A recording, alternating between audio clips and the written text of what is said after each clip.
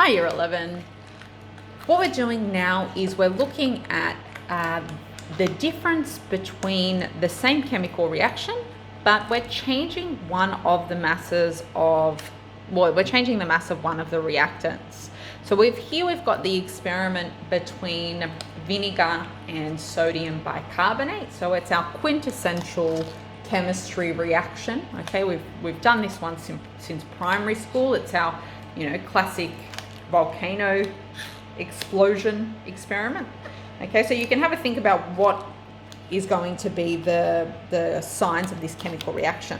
And what I've done for you here is I've actually measured out 1 gram of sodium bicarbonate versus 3 grams of sodium bicarbonate. So you can see the difference. If you don't have a scale to measure at home, the 1 gram is about 1/3 of a teaspoon, I would say. And then you can see the difference between the 3 grams, which is, almost the whole teaspoon. So you could argue that was probably a little bit over 3/4 of the teaspoon. Okay, so just as if you want a bit of a qualitative observation of the masses and what they look like on our teaspoons at home. And so what I'm going to do is I'm going to do option 2, which is on our worksheet, which is placing 20 mils of vinegar into each flask. And then what I'm going to do, knock the stand there for the camera. What I'm going to do is I'm going to place that into a balloon. Okay, so 1 gram goes in here. It's going to get shoved in as best it can. There we go. Okay, and I've just labeled that so that I remember which one's which, because there's probably a high chance I would get them muddled up. And then I'm going to do the same for 3 grams and do my very best not to spill any of that. Oh, there it all goes. Okay, good. It would be much easier with 2 people involved here, but it is what it is, the situation. And okay, so now my balloons have 1 gram and 3 grams respectively. So let's start with the 3 grams trial, because that is what it asks you to do on the worksheet. So you could be doing it in a container as long as the balloon fits over the top of the container, or like I suggested to you in the worksheet, you could be doing the experiment in a snap lock bag. And what you would do then is you would put the solid at the bottom of the bag, and you would essentially take out the air, okay, close it up, leave about 2 centimeters open, okay, but get as much gas as you can out. And then you would be pouring your 20 mils of vinegar through there and just quickly, kind of get the air out again and close that up. So they're the 2 options for this experiment. All right, so let's start with placing the 3 grams of bicarb inside our flask. Can't see that. All right, so we've got a fair amount of bubbling, frothing. The froth is going up into the balloon. Sorry, I'm holding that up way too high. And our balloon has now inflated quite a bit there in comparison to our uninflated balloon. Okay, and that reaction is still going. Okay, we'll wait for the frothing to subside and we will see what has happened. So let's try that now with 1 gram.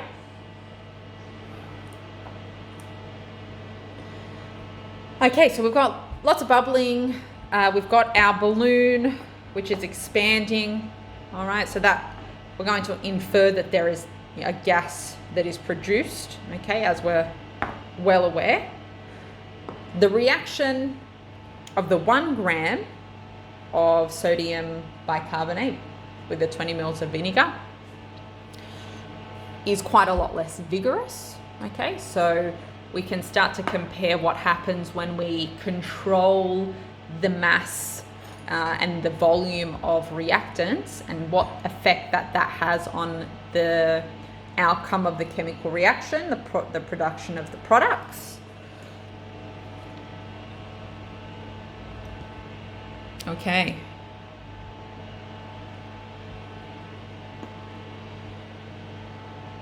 So we're just having a look. Oh, okay, me shaking that has actually started frothing that up a little bit more in the 1 gram. But you can, if you can see there, the 1 gram balloon is still smaller, maybe by about half or more, just over a third smaller than the 3 grams.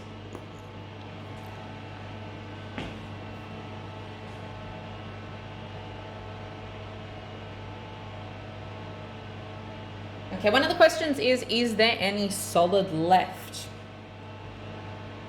It's quite difficult to see with all of the bubbling that is happening, but I'm just trying to look at the bottom of the flask, which maybe if I move that camera angle up, you can actually focus in on that.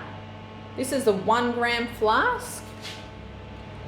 And it does not look like there is any white solid left of the sodium bicarbonate. If we have a look at this one, however, if you can start to appreciate that that little mountain, that little mound there is white solid that has remained, and that's come off the 3 gram balloon. Okay, when we put 3 grams of sodium bicarbonate into our flask. Okay, so that is what hopefully you will be doing at home,